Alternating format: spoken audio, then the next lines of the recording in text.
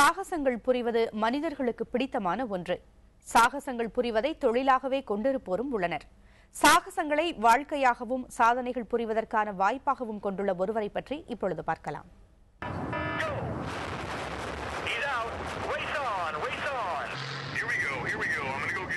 கண்ணுக்கெட்டும் தொலைவு வரை தரையே தெரியாத பள்ளத்தில் அச்சமில்லாமல் குதிக்கும் இந்த மனிதரின் பெயர் ஃபீலிக்ஸ் பாம்கார்ட்னர்.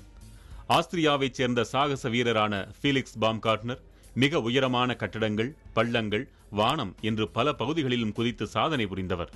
இவர் செய்திருக்கும் சாதனைகள் அனைத்துமே மிகவும் ஆபத்தானவையாக கருதப்படுகின்றன. குழந்தை பருவத்தில் இருந்தே பறப்பதையும் வானிலிருந்து குதிப்பதையும் ஃபீலிக்ஸ் விரும்பியுள்ளார்.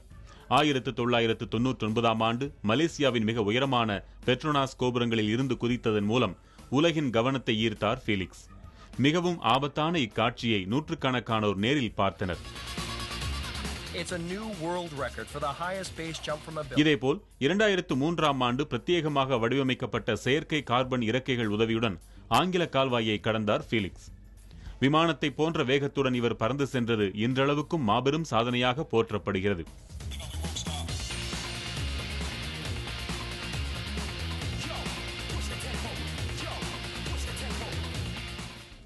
பல உயரமான கட்டடங்களில் இருந்து ஃபீலிக்ஸ் பாம்கார்ட்னர் குதித்துள்ளார். தைவானின் தைபே 101 கட்டடம், ஸ்வீடனில் உள்ள டேனிங் டவர் போன்றவற்றில் இருந்து குதித்தது இவரது சாதனைகளுள் அடக்கம்.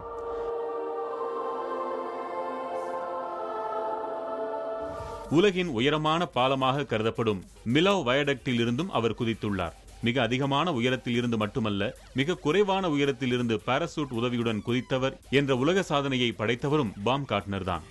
பிரேசிலின் ரியோ டி ஜெனிரோ நகரில் உள்ள இயேசு கிறிஸ்துவின் சிலையிலிருந்து குதித்து இந்த சாதனையை அவர் படைத்தார். குதிப்பதில் பல்வேறு வகையான புதுமைகளை புகுத்தியவர் என்ற பெருமை இவருக்கு உண்டு.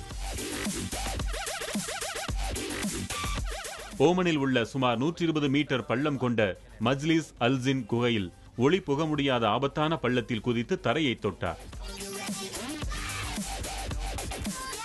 இவற்றையெல்லாம் விட இவருக்கு அதிக புகழ் கிடைக்க காரணமாக இருந்தது கடந்த 2012ஆம் ஆண்டு அக்டோபர் 14ஆம் தேதி அமெரிக்காவின் நியூ மெக்சிகோவில் 39 கிலோமீட்டர் உயரத்தில் இருந்து குதித்ததுதான்.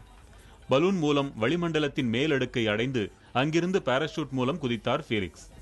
ஒலியை விட வேகமாக பயணித்தவர் என்ற சாதனையை அவர் படைக்க இதுவே காரணமாக இருந்தது.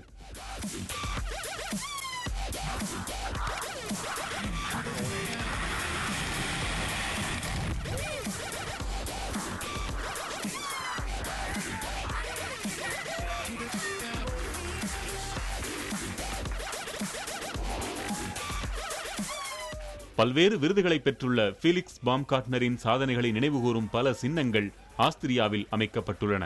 புதிய தலைமுறைக்காக எம் மணிகண்டன்.